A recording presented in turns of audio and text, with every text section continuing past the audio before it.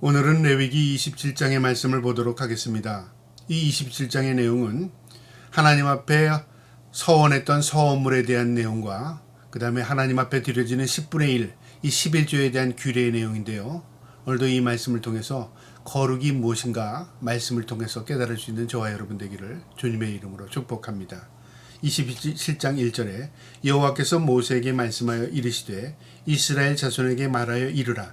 만일 어떤 사람이 사람의 값을 여호와께 드리기로 분명히 서원하여면 너는 그 값을 정할지니 사람을 드린다. 이것은 헌신을 의미하는데요. 하나님 나에게 무엇을 들어주시면 내가 나를 하나님 앞에 드리겠습니다. 이게 서원입니다. 그러니까 하나님과 약속을 맺는 거죠. 내가 어떻게 하겠습니다 하는 것 하나님 앞에 확증하는 서원이죠.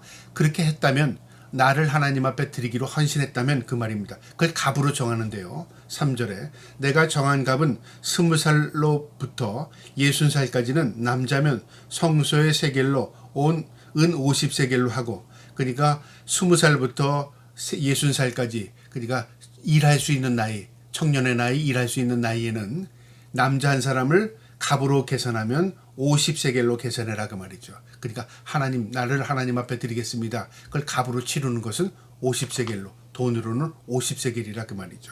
여자면 그 값을 30세겔로 하며 5살로부터 20살까지는 남자면 그 값을 20세겔로 하여 그 여자 하면 10세겔로 하고, 그러니까 여자는 30세겔, 그 다음에 5살부터 20살까지, 그러니까 아동부터 그 다음에 청소년기까지의 나이에는 20세겔로, 여자는 10세겔로, 다 이렇게 한 사람의 사람이지만 연령에 따라서 값을 치르게 하고요.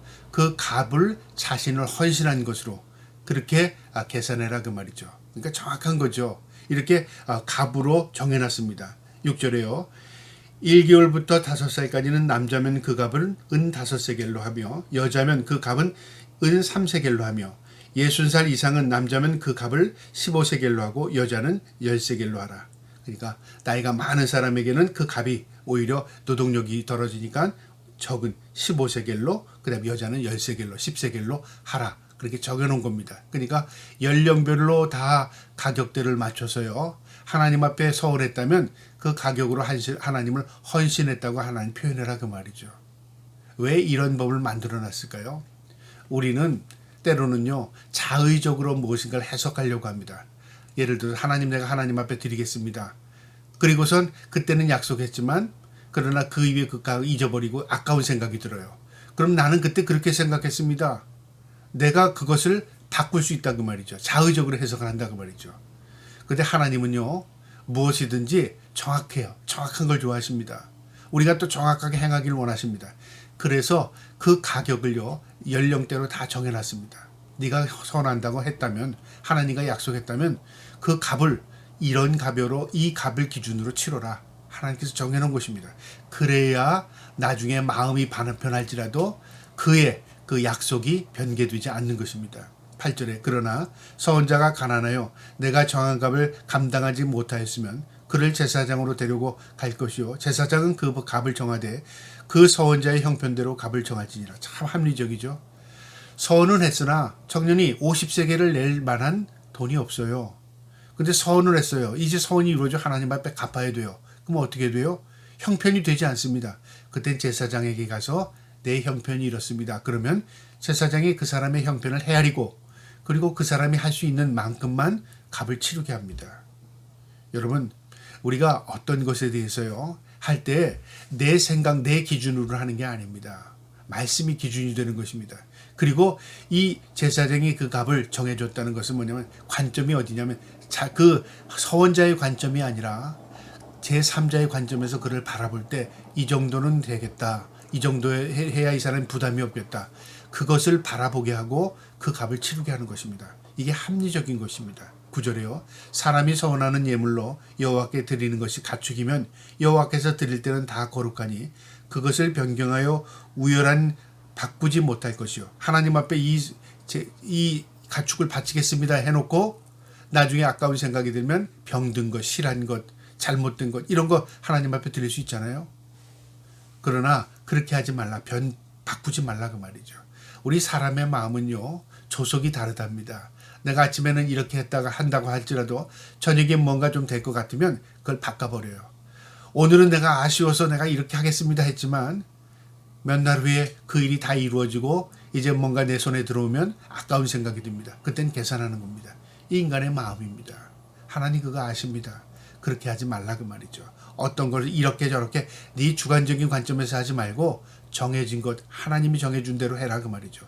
11절에 부정하여 여호와께 예물로 드리지 못할 가축이면 그 가축은 제사장 앞으로 끌려갈 것이요 제사장은 우열간에 값을 정할지니 그 값이 제사장이 정한 대로 될 것이며 부정한 것, 흠 있는 것, 병든 것 이런 게 있을 수 있잖아요.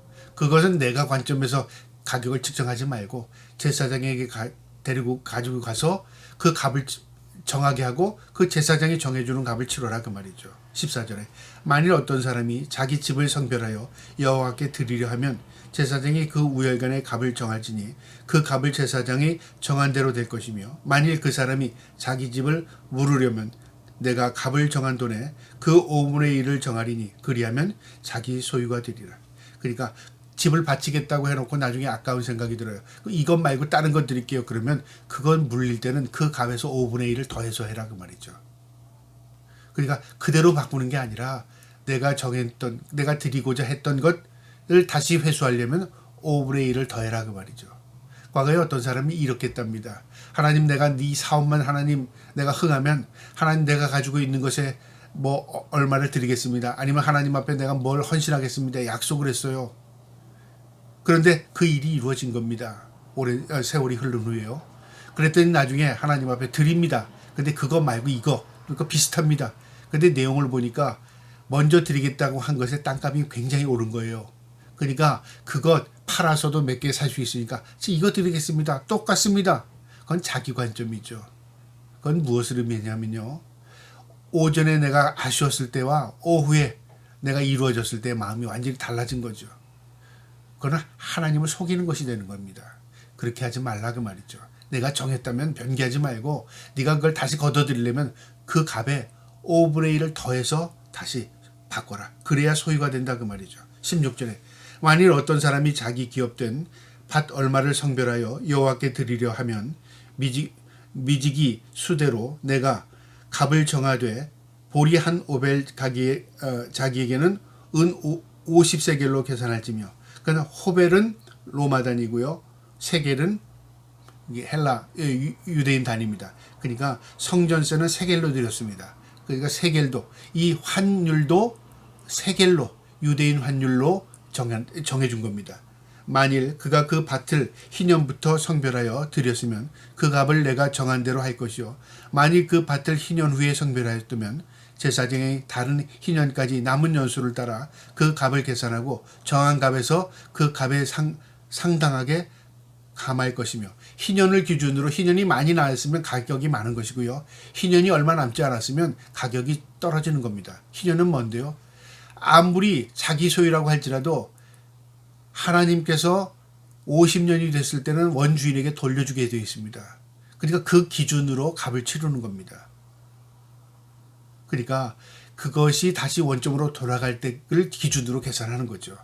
만일 밭을 성별하여 드린 자가 그것을 물으려면 내가 값을 정한 돈에 그 5분의 1을 더할지니 그리하면 그것이 자기 소유가 될 것이요.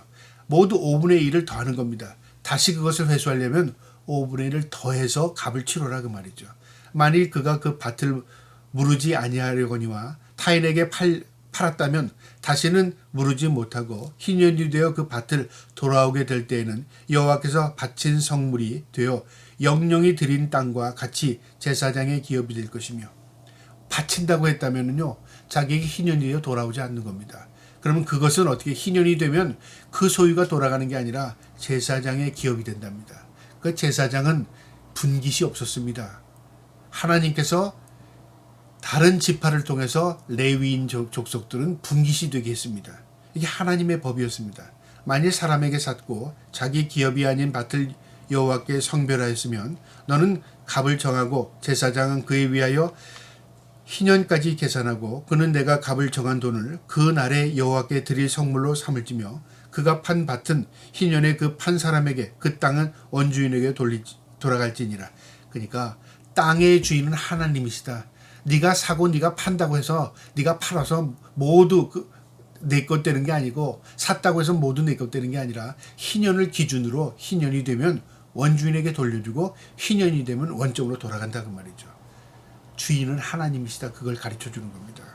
그래서 구별하는 것, 구별의식이 거룩입니다. 무엇을 구별해요? 장소, 위치, 사람, 행위, 그 다음에 물질 모두 것 구별하는 겁니다. 그래서 구별이 분별력입니다. 아, 이게 하나님의 것이구나. 이게 하나님이 나에게 주신 것이구나. 이걸 통해서 하나님이 어떻게 하라고 하시는 거구나. 분별의식입니다. 그것을 레위기는 가르쳐 주는 겁니다. 26절에 오직 가축의 처음 난 것은 여호와께 드릴 것이니 첫 것이라 소나 양은 여호와의 것이니 누구든지 그것으로 성별하여 드리지 못할 것이며 첫 것은 하나님의 것이랍니다. 그럼 첫 것만 하나님의 것인가요? 그게 아니라 소와 양은 모두 하나님의 것이지만 첫 것을 구별함을 통해서 하나님을 인정하라 그 말이죠. 만일 부정한 짐승이면 내가 정한 값에 그 5분의 1을 더하여 물을 것이며 만일 부르지 아니하면 내가 그 정한 값대로 팔지니라.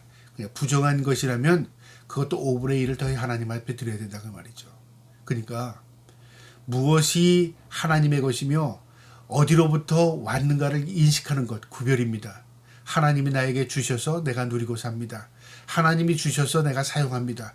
이 모든 것이 하나님의 것입니다. 구별하는 게 바로 11조입니다.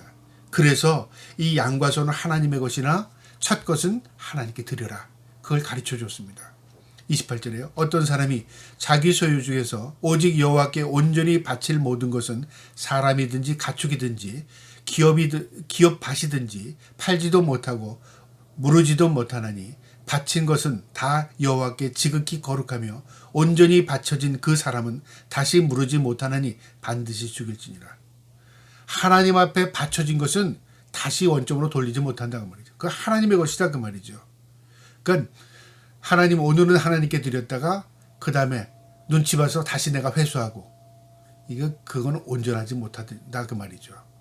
어떤 사람은요 하나님 앞 드렸다고 해놓고 그 다음에 그것을 말은 드렸다고 해놓고 자기 멋대로 합니다. 내가 드린 것이기 때문에 내가 마음대로 한다. 과거에 주일학교에 어떤 선생님이 있었는데요. 주일학교에 11조를 자신이 부서의 주일학교에 11조를 합니다. 그러니까 교회에 다니면 자기가 어떻게 쓰는지 모르니까 11조를 주일학교에 합니다. 그분이 주일학교 부장이었습니다. 그리고 그 자신이 그 11조를 가지고 자기 마음대로 씁니다. 그 자기 마음에는 위로가 되죠. 나는 11조 했습니다. 그리고 그 11조를 가지고 자기가 아이들 뭐 사주고 자기가 행정기록을 쓰는 겁니다. 그렇게 하는 게 아니라 그 말이죠. 하나님께 드려진 것은 내가 어떻게 할 수 없는 것이다. 하나님이 하시는 것이다 그 말이죠. 그리고 하나님의 뜻대로 사용될 수 있도록 우리 기도하는 것입니다. 30절에 그리고 그 땅의 10분의 1 곧 그 땅의 곡식이나 나무의 열매는 그 10분의 1은 여호와의 것이니 여호와의 성물이라. 10분의 1이 하나님의 것임을 가르쳐 주는데요. 열매, 곡식, 우리의 모든 소출이죠. 우리가 거둬들이는 것, 우리가 땀 흘려서 노동한 것도 대가도 그분의 10분의 1이 하나님을 인정하는 표현입니다. 여호와의 성물이 모두 거룩한 것이다. 구별되는 순간에 거룩한 것이다 그 말이죠. 또 만일 어떤 사람이 그의 11조를 물으려면 그것은 5분의 1을 더할 것이요. 만약에 어떤 사람이 성물로 하나님 앞에 드렸습니다. 그러니까 과일이나 어떤 곡식을 드렸는데 그걸 다시 회수하고 싶어요. 다른 곡식으로 드리고 싶어요. 그러면 그것의 5분의 1을 더해서 회수하고 다른 것의 가치로 드려라 그 말이죠. 못 물른다. 네가 물르고 싶으면 그것에 대한 5분의 1을 더해서 그것을 회수하고 그리고 다른 것으로 그만큼 하나님 앞에 드려라 그 말이죠. 이걸 왜 정해놨을까요? 사람의 마음은 이렇게 바뀝니다. 조석으로요. 하나님이 아십니다. 그래서 네 이익을 위해서 무엇을 행하지 말고 하나님의 관점에서 네가 정확히 행해라. 구별해라. 분별의식을 가지고 살아라. 그게 거룩인 겁니다. 32절에요.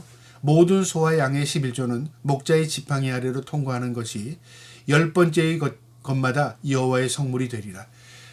이 목자들이 양치기들이 양을 셀 때 울타리 위에 앉아서요. 하나 둘을 자기 밑으로 지나가게 합니다. 숫자를 정확하게 세기 위해서죠. 10번째 그건 빼내라 그 말이죠. 우리는 좋은 것은 골라내고 그 다음에 실한 것은 좌로 우로 골라낼 수 있잖아요. 그렇게 하지 말고 줄 서서 들어오는 대로, 그러니까 구별하지 말고 네가 의식하는 대로 네가 골라내지 말고 10번째는 무조건 하나님의 것을 드려라. 이 11조의 방법입니다. 구별하는 이 방법입니다. 그러니까 내 욕심대로 무엇인가를 하지 말고 정확하게 하나님의 드릴 것을 구별해내라 그 말이죠. 10번째 것마다 여호와의 성물이 되리라. 그 우열을 가리거나 바꾸거나 하지 말라. 바꾸면 둘 다 거룩하리니 무르지 못하리라. 네가 구별하는 순간에 그 둘 다가 하나님의 것이다 그 말이죠. 요게 아까운데 그 하나님의 것이에요. 요게 실한데 내가 바꾸려고 하는 순간에 그 둘은 다 하나님의 것이다. 내게 되지 않아 그 말이죠. 여기 여러 가지 영적인 의미가 있습니다. 우리가 무엇인가를 아끼고 우리가 무엇인가를 채우고 우리가 무엇인가를 쥐고 있으면 다 내 것 같잖아요. 그런데 오히려 그것이요 바람에 나는 겨처럼 흩어질 때가 있습니다. 내 것 같았지만 그것이 다 소멸될 때가 있어요. 왜 그렇습니까? 내가 손에 쥐었다고 내 것이 되지 않습니다. 하나님이 인정해줘야 내 것이 되는 것입니다. 그것을 우리에게 영적으로 교훈하는 것입니다. 마지막 34절이요. 이것은 여호와께서 시내산에서 이스라엘 자손을 위하여 모세에게 명령하신 계명이라. 시내산에서 모세에게 이스라엘 자손을 위하여 명령하신 계명이랍니다. 하나님의 이익을 위해서 명령한 게 아닙니다. 하나님의 백성들이 하나님 앞에서 올바로 살게 하기 위해서, 그들이 복이 되게 하기 위해서 하나님이 모세를 통해서 법으로 제정하신 말씀입니다. 우리는 하나님의 말씀으로 살아가면요, 그것이 하나님께 영광이 되고 내게 복이 됩니다. 오늘도 이 말씀을 마음에 새기시고요, 늘 하나님의 법도를 따라 하나님의 말씀대로 살기를 주님의 이름으로 축복합니다. 아멘.